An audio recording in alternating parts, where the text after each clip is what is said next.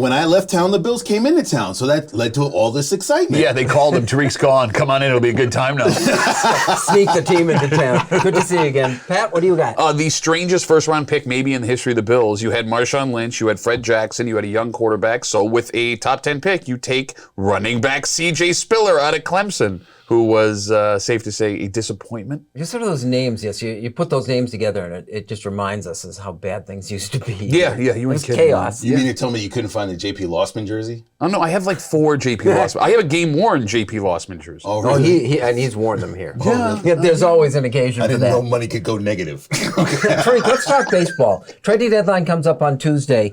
It strikes to me this is one of the more interesting ones because all the heavy hitters, the Dodgers, the Yankees, the Mets, the Astros, teams with money and a willingness to spend and have great teams already. These are the guys who are gonna scoop up all the best players. Well, I mean, you got so. I've never seen it so much so that it's top-notch players that are available. I mean, National Soto. I mean, now I just hear about Shohan being available too. I've never seen this many top-notch players available at the draft. Usually, guys just say, "Okay, let's shut them down after 3 to 4 weeks after the trading deadline. That's good. We'll work something out there in the offseason." Now it seems as if they're kind of like, you know what? We're terrible. We're going to stink. We're going to stink for the next 3 to 4 months. Let's see if we can get some draft picks. Let's see if we can get some players in here. Let's get rid of some weight and then see where these guys go. Plus, players are more vocal about not wanting to stay in a place where they're not going to win and they're not gelling well with management. So I like it. I mean, it's almost as if you have the offseason, but you have nothing but trade talk for the last 2 months. And that's this thing, too, about competitive balance in baseball. Again, all the big teams are separating themselves from all the small teams.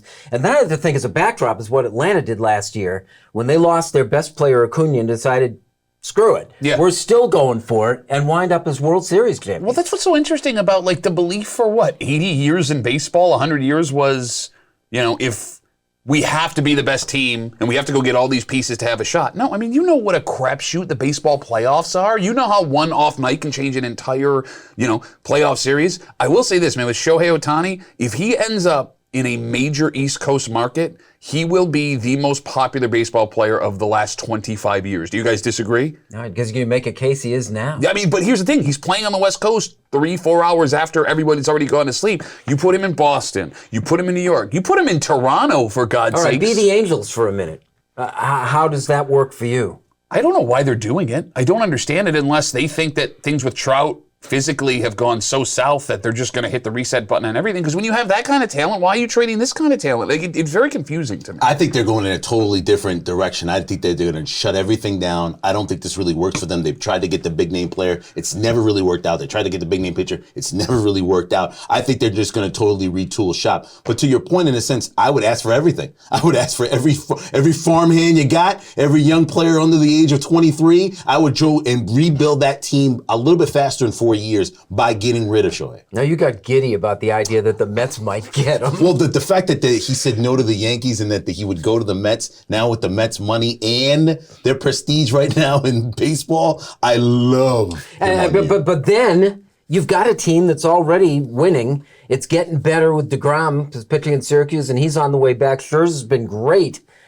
Why mess with it? I'll tell you why. They need a big bat, he can hit, and they need a big arm, he can pitch. Okay, yeah. Look, man, based on the Mets' history, there is nothing horribly tragic about to happen with a guy that can throw and hit in a community. No. You know this will end badly. You don't need it. DeGrom is essentially an acquisition at the trade deadline. You don't have to give up any pieces. I'm standing pat if I'm the Mets. I am. Well, anyway, it's going to be fascinating. The trade deadline is Tuesday, and I'm really looking forward to it, even though, my guys aren't involved unless it's selling off parts. Well, no, which is tough. Actually, I heard the Blue Jays just scored 4 more runs than you guys.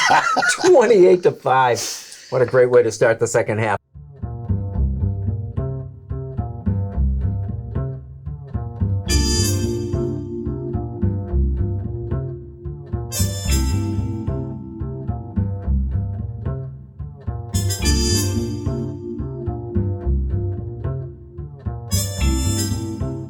This is the Rochester Press Box. We're talking Buffalo Bills next.